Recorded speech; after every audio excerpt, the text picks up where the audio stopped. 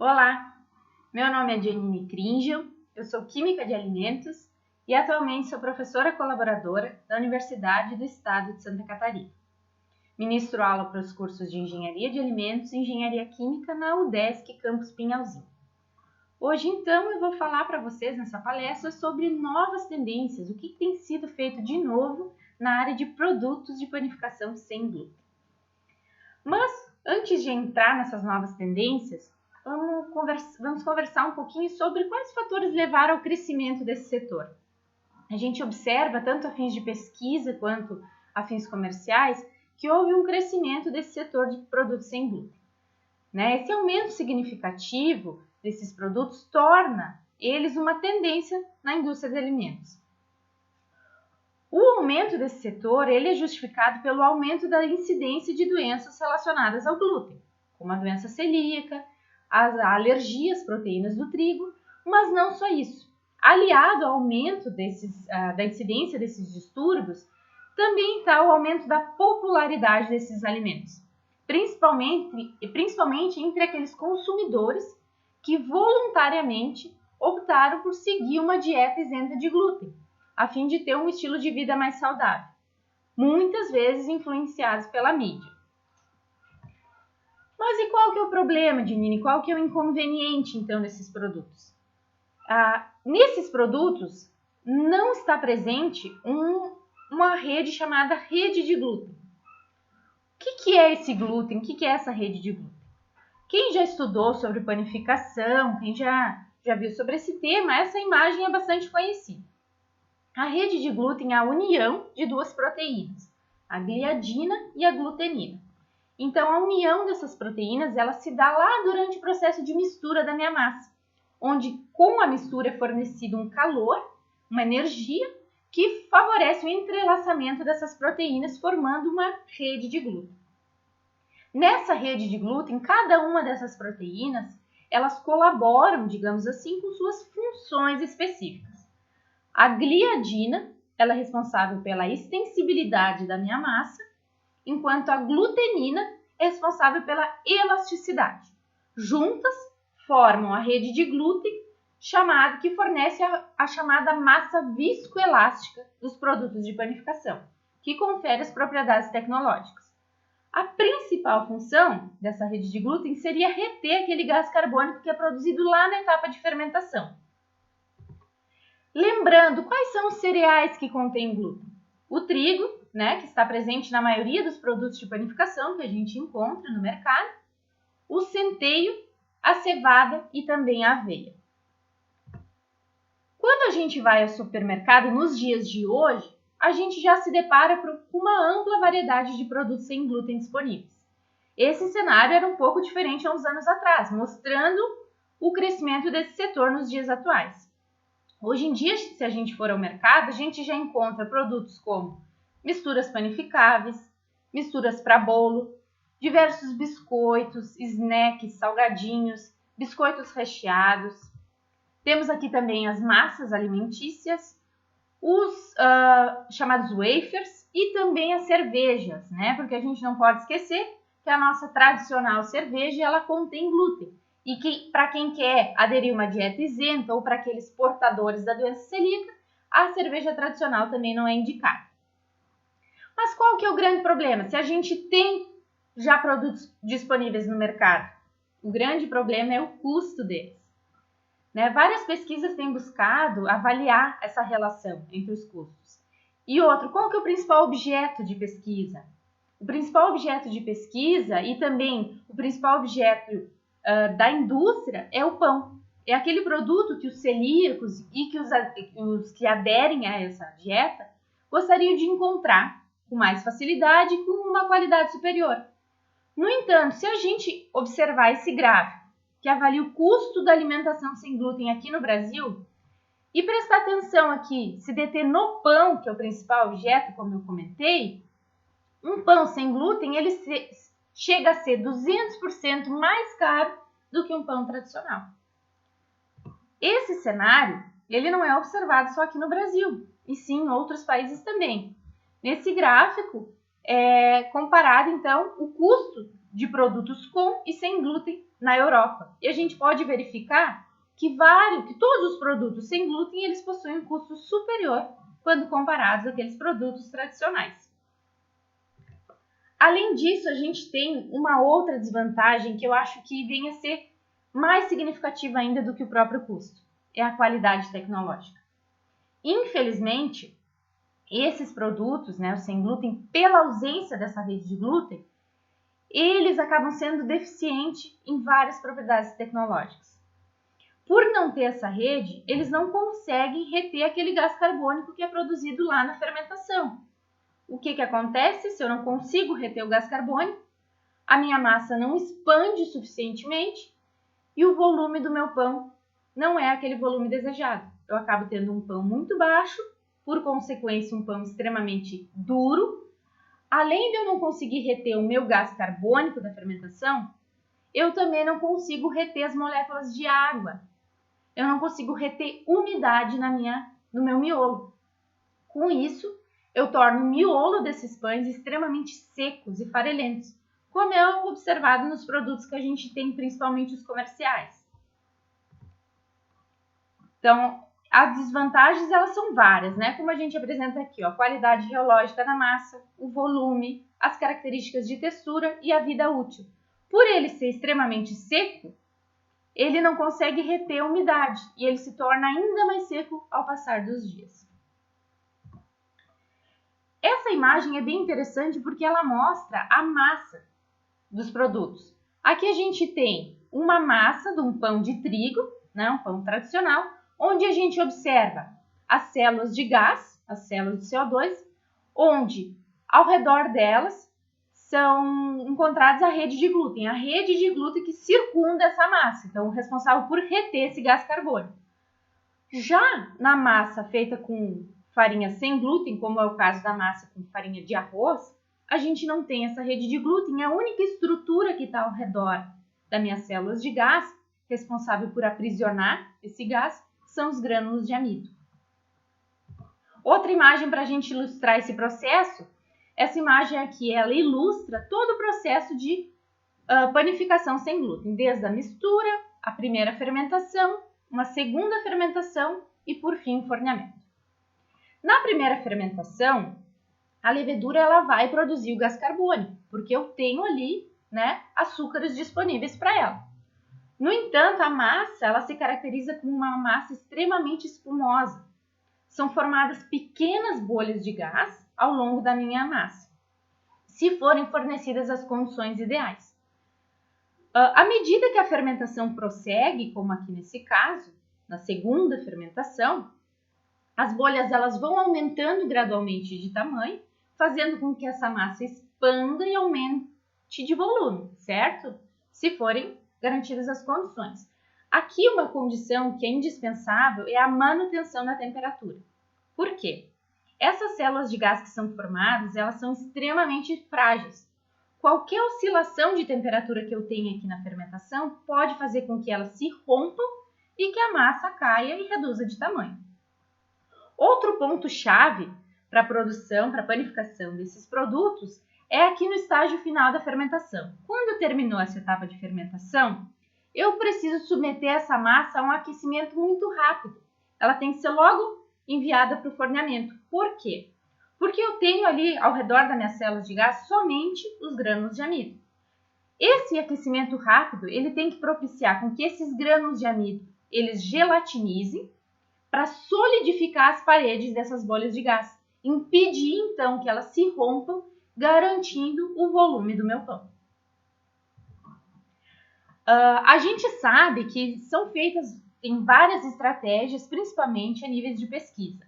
Mas o que industrialmente é feito? O que chega efetivamente lá na indústria? O que chega na mesa do consumidor? Né? Esse ano até foi publicado um artigo bastante interessante que mostra que ainda existe uma lacuna muito grande entre o que está sendo feito na pesquisa e o que é disponível comercialmente. Eles verificaram que os pães comerciais, eles não utilizam, esse artigo trata que os pães comerciais, eles não utilizam só um ingrediente ou uma tecnologia, e sim uma mistura de ingredientes visando melhorar a qualidade desses produtos. Então, eles trazem um compilado de informações. Aqui, quais são os principais amidos e farinhas adicionadas, os principais hidrocoloides adicionados, as principais proteínas. Eu trago aqui para vocês o cabeçalho do artigo porque eu acho que é uma importante fonte de leitura. Infelizmente, a gente não vai poder ficar debatendo acerca disso em função do tempo, mas fica aqui como uma dica de leitura. Mas então vou comentar para vocês um pouquinho quais são essas alternativas, né? Bem sucintamente, em função do nosso tempo, vamos comentar sobre algumas alternativas que são discutidas para a melhoria desses produtos. A gente tem o uso de aditivos, de tecnologias, as tecnologias emergentes, o uso da modificação genética do trigo e por aí vai. A gente vai fazer uma abordagem comentando algumas dessas alternativas. Aqui nessa imagem eu trago para vocês alguns pães elaborados com algumas fontes alternativas, né? A gente chama assim algumas farinhas que não possuem glúten. A gente tem a quinoa, que é um pseudo-cereal, o trigo sarraceno, o sorgo, o milho e o arroz, tá? Só para vocês observarem algumas alternativas de farinhas sem glúten. Nessa imagem também, foi retirado no mesmo trabalho aqui, observando o miolo, né, a fatia, o miolo desses pães. Como que ficam as características desses pães de diferentes farinhas. Outras alternativas são o uso de ingredientes, de aditivos. E dentre eles, eu vou destacar o uso de gomas, goma guar, goma xantana, que acabam aumentando a viscosidade da minha massa. E também o uso de hidrocoloides, que são muito utilizados nesses produtos, como a carboximetilcelulose, a hidroxipropilmetilcelulose. Esses hidrocoloides, eles funcionam conferindo uma rede de gel, né? Essa rede de gel, ela consegue reter melhor esse gás carbônico que é produzido durante a etapa de fermentação. A carboximetilcelulose, ela é um hidrocoloide que a gente chama que fornece uma estrutura tridimensional, que além de reter o gás carbônico, também consegue reter melhor as moléculas de água, conferindo uma maior umidade do meu pão. Já a hidroxipropilmetilcelulose, a gente chama ela de um hidrocoloide de superfície ativa, porque ela possui na sua estrutura tanto grupos hidrofóbicos quanto hidrofílicos. E por isso, ela consegue estabilizar a interface gás-líquido e fazer com que essas bolhas fornecidas durante a etapa de fermentação, elas se estabilizem e não se rompam. Aqui a gente tem uma imagem, como eu comentei, das gomas de pães produzidos com 1%, 1,5% e 2% de goma xantana. Como a gente pode verificar, o aumento da concentração dessas gomas influenciou positivamente no volume específico dos pães. Outra alternativa seria o uso de proteínas. A adição de proteínas, ela vem com um objetivo duplo. Uma vez que os pães comerciais sem glúten, eles tendem a apresentar um baixo teor proteico e por muitas vezes são deficientes em alguns aminoácidos essenciais, como por exemplo a lisina. Então, a adição de proteínas, ela vem com dois objetivos: melhorar a qualidade nutricional, aumentando o teor proteico, e também a qualidade sensorial desses produtos. Porque proteínas como a proteína do ovo, a proteína do leite, elas favorecem as chamadas reações de Maillard, que vão conferir aquela coloração da crosta característica dos pães e também o aroma do produto final. A gente tem também o uso de enzimas nos processos de panificação sem glúten. E eu destaco principalmente o uso da enzima transglutaminase. Ela é chamada uma enzima de reticulação. Por quê? Ela promove, então, uma ligação entre os resíduos de glutamina e de lisina, formando ligações cruzadas entre essas proteínas, formando uma rede de proteínas, né, entre esses dois resíduos. Essa ligação cruzada, essa rede de proteínas, ela acaba simulando a rede de glúten e agindo numa melhoria, uma melhoria das propriedades tecnológicas, principalmente pela maior retenção do gás carbônico. Além desses aditivos, a gente tem também outras alternativas que são chamadas as tecnologias, onde aqui eu citei algumas, né? mas eu vou me deter principalmente a duas delas, porque eu acho que são bem interessantes, como, por exemplo, altas pressões. Uma tecnologia emergente, você já deve ter escutado falar. As altas pressões, elas propiciam mudanças estruturais. Então, elas acabam induzindo a uma gelatinização do amido e também a uma polimerização das minhas proteínas, formando também espécie de ligações cruzadas entre elas, visando simular a rede de glúten. Outra alternativa bastante interessante é a fermentação natural, que vem sendo muito discutida até por se tratar de uma alternativa verde, sem uso de aditivos químicos. A fermentação natural, ela acaba produzindo os chamados exopolissacarídeos, que são açúcares de cadeia longa. Esses exopolissacarídeos, eles acabam atuando como hidrocoloides lá na minha massa. Além disso, ela possui características sensoriais bastante específicas, o sabor e até a textura bastante característica. E os ácidos orgânicos formados durante a etapa de fermentação, eles também acabam inibindo, retardando a retrogradação do amido e aumentando a vida útil desses produtos de panificação. Eu trago para vocês também aqui como uma alternativa o uso de amidos e, além disso, além dos amidos nativos, o uso de amidos modificados, né? Durante a minha dissertação de mestrado, eu trabalhei com uma modificação de amido, uma modificação química, chamada fosfatação. Eu vou trazer para vocês uma imagem que mostra o efeito da fosfatação em produtos sem glúten, mais especificamente em pães de arroz. Então, aqui à esquerda eu teria um pão de arroz tradicional, com farinha de arroz, sem nenhuma modificação. E aqui à direita o meu pão de arroz com a farinha de arroz fosfatada, né, submetida a esse processo de fosfatação. A gente pode verificar que ela influenciou muito na estrutura do miolo, das células do miolo, e garantiu um maior volume específico dos meus pães. Esse processo de fosfatação, embora ele me traga bastante resultados promissores a fim de pesquisa, eu poderia dizer para vocês que economicamente ele ainda não é viável, vamos dizer assim. Então, talvez não seja um processo que vai chegar à indústria. Mas um processo de modificação de amido bastante simples seria os tratamentos hidrotérmicos que são realizados no amido, visando gelatinizar parcialmente esse amido e conferir melhores propriedades tecnológicas, como favorecer essa retenção do gás carbônico, porque eu já estaria com aquela estrutura dos grânulos ao redor das células de gás parcialmente gelatinizadas. Aqui também, outra alternativa, quando a gente fala de trabalhar com novas fontes, a gente sabe que o arroz é o principal substituto, a farinha de arroz é o principal substituto da farinha de trigo, né, para os produtos sem glúten.